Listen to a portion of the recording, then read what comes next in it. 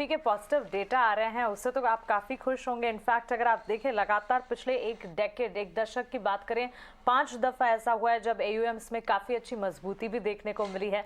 कौन से स्कीम्स हैं जिस पर सबसे ज़्यादा भरोसा इस वक्त नज़र आ रहा है? क्योंकि हम देख रहे हैं रिटेल इन्वेस्टर्स, एचएनआईज, हर तरफ से इंटरेस्ट जो है लगातार बढ़ता हुआ ना, ईयर ऑन ईयर बेसिस 11-20% के अप मूव्स देखने को मिले यहाँ पर।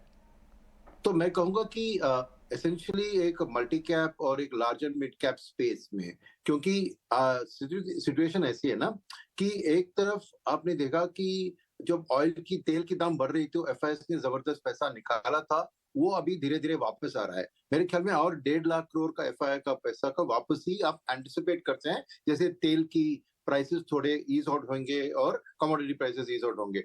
वो एक लार्ज कैप को और लार्जर मिड कैप को सपोर्ट देगी, बट अल्टीमेटली इंडिया का economic growth fastest growing country in the world इसलिए आ रहा है क्योंकि हमारी डोमेस्टिक इकोनॉमी की स्टेटस अच्छी है।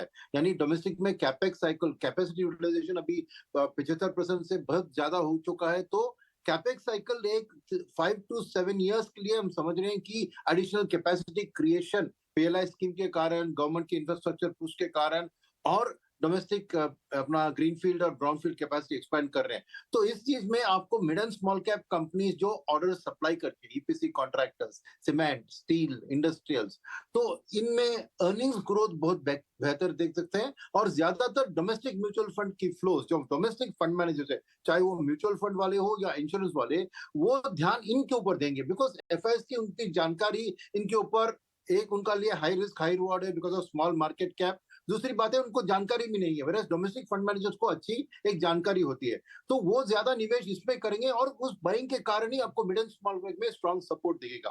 तो एक मल्टी कैप अप्रोच जहां पे एफआईएस की वापसी के कारण लार्ज कैप को सपोर्ट और डोमेस्टिक फंड मैनेजर के कारण mid and small cap, multi cap और फ्लेक्सी कैप में उतना नहीं होगा क्योंकि फ्लेक्सी कैप फंड मैनेजर्स ज्यादातर लार्ज कैप में अभी भी निवेश कर रहे हैं, वेराज लार्ज एंड मिड कैप और मल्टी कैप में नियम के कारण, रेगुलेशन के कारण मिनिमम 35% या 50% आपको मिड एंड स्मॉल कैप में रखने की एक रूल है। कोई भी फंड मैनेजर उसके अगेंस्ट नहीं जा सकता बिकॉज नियम है। तो वहां पे मैं समझता हूं कि एक अच्छी long term growth wealth creation हो सकता है। और उसके अलावा मैं ये भी कहूंगा कि ये जो डेट मार्केट के कारण जो एक नेगेटिव नियम आया था कि अभी टैक्सेशन का एडवांटेज हटा दिया गया, तो रिटेल इन्वेस्टर्स भी जो पहले डेट में निवेश कर रहे थे, कुछ लोग वहां से इक्विटी की ओर अभी आने की कोशिश कर रहे हैं। तो हाइब्रिड कैटेगरी में जैसे बैलेंस एडवांटेज फंड्स और एग्रेसिव हाइब्रिड फंड्स में भी मैं थोड़ी दिलचस्पी देख रहा हूं, क्योंकि वो इतना नहीं रिस्क लेना चाहते हैं जितना कि एक मल्टी कैप में होगा, मगर फिर भी टैक्सेशन हट गया उधर से तो एक एडवांटेज यहाँ पे बनता है। तो मैं कहूंगा कि हाइब्रिड कैटेगरी में भी मैं कंजर्वेटिव इन्वेस्टर को निवेश करने की सलाह दूंगा और वही हो रहा है ग्राउंड लेवल पे। राइट।